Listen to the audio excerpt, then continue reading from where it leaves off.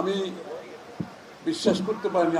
আমিনুল হক যখন আমাকে আমন্ত্রণ জানালো সুইমিং প্রতিযোগিতা হবে, আমি স্বভাবতই ভেবে নিয়েছি আমাকে কোনো একটা সুইমিং পুলে যেতে হবে। আমার ধারণায় যে মোটেই আসে নাই যে জিয়া উদ্যানের এই সুন্দর লেকটাতে একটা সুইমিং করার কথা কারো মাথায় আসছে, এটা আমি চিন্তা করিনি। আমি ভাবছি আমাকে কোথাও কোনো সুইমিং পুলে যেতে হবে। এটা হচ্ছে রাজনীতিতে এখন ভীষণ থাকতে হবে, দূরদৃষ্টি থাকতে হবে। ওই গদবাঁধা রাজনীতি এখন আর চলবে না। আপনাকে নতুন নতুন ধারণা নিয়ে জনগণকে উদ্বুদ্ধ করতে হবে এবং নতুন প্রজন্মকে উদ্বুদ্ধ করতে হবে। বাংলাদেশের মানুষের মনোজগতে বড় পরিবর্তন আসছে, এটা আমাদেরকে ধারণ করতে হবে। এটা ধারণ করতে না পারলে রাজনীতি চলবে না কিন্তু আগামী। সুতরাং আমি আমিনুল হক তার ঢাকা উত্তরের নেতৃবৃন্দকে ধন্যবাদ জানাচ্ছি।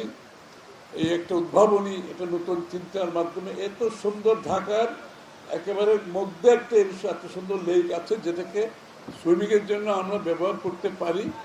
এবং এই লেকের মাধ্যমে আমি যেটা আমিনুল বলেছি, আমি বলছি শিশুদেরও একটা কম্পিটিশন করো, প্রতিযোগিতা করো। শিশুরাই কিন্তু এখন বেশি সুইমিং করতেছে, প্রত্যেক পরিবারের শিশুরা কম বেশি সুইমিং করে। তো তাদেরকে কেন প্রতিযোগিতায় নিয়ে আসবো না? এবং তাদেরকে প্রতিযোগিতায় আনলে তাদের মধ্যে যে সাহস বাড়বে। সুইমিং পুলে সুইম করা আর এত বড় একটা লেকে সাঁতরানোর মধ্যে অনেক বিশাল ব্যবধান আছে। সুতরাং এই যে তাদের এখানে সুইম করার পরে তাদের সুইমিংয়ের প্রতি যে আগ্রহ হবে এবং আগামীতে বাংলাদেশ ব্যাপী, আমাদের এশিয়া ব্যাপী, বিশ্বব্যাপী যে সুইমিংয়ে অংশগ্রহণ করার যে বিষয়টা তাদের মনে, সেই আগ্রহটা জাগবে, সেই সাহসটা আসবে তাদের মনে। সুতরাং আমরা এই সুইমিং পুল জিয়া উদ্যানের পাশে সৌভাগ্যবশত এমন একটি সুন্দর জায়গায়, জিয়া এখানে শুয়ে আছেন, আমাদের সুইমিং পুল এখানে, কি সুন্দর উদ্যান বাগান চারিদিকে, এর থেকে ভালো পরিবেশে সুইমিং করার। আমি নিশ্চিত আমিনুল হকের নেতৃত্বে এই সুইমিং পুলকে আমরা পুরোপুরিভাবে প্রফেশনাল সুইমিং পুল হিসেবে সুইমিংয়ের জায়গা হিসেবে ব্যবহার করতে পারি। দ্বিতীয় কথা হচ্ছে তারেক রহমান সাহেব যে স্পোর্টসের প্রতি ওনার পরিবারের যে আগ্রহ, সেটা আপনারা সবাই জানেন।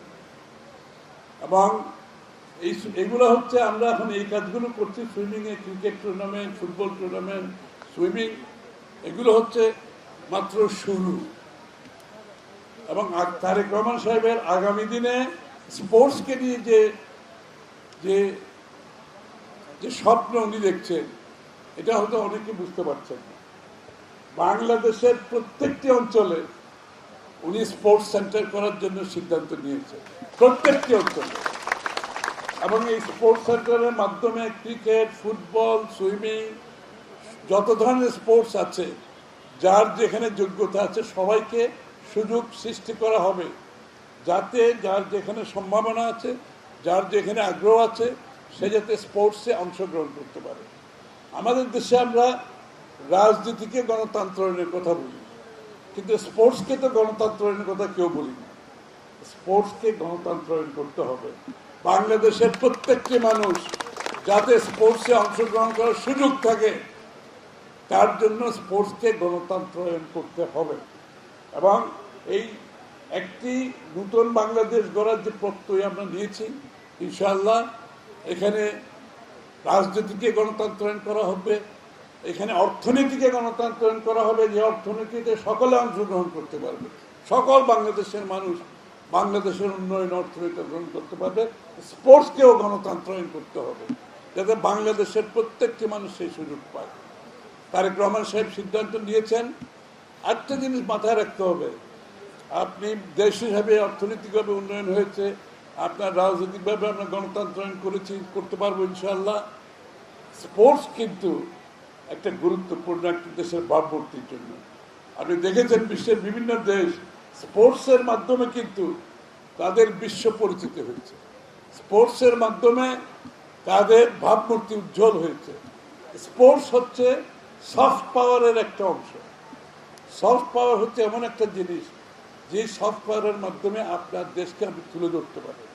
আপনাকে বড় দেশ হতে হয় না, আপনাকে মিলিটারিভাবে শক্তিশালী হতে হয় না, স্পোর্টসের মাধ্যমে আপনার ভাবমূর্তি আপনি অনেক উজ্জ্বল করতে পারেন।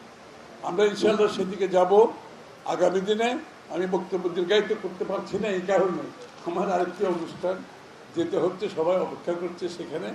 তবে আমি আবারও বলছি, আগামী দিনে তারেক রহমানের নেতৃত্বে ইনশাআল্লাহ আমরা স্পোর্টসকে নিয়ে একটা বড় স্বপ্ন দেখতে পাবো ইনশাআল্লাহ।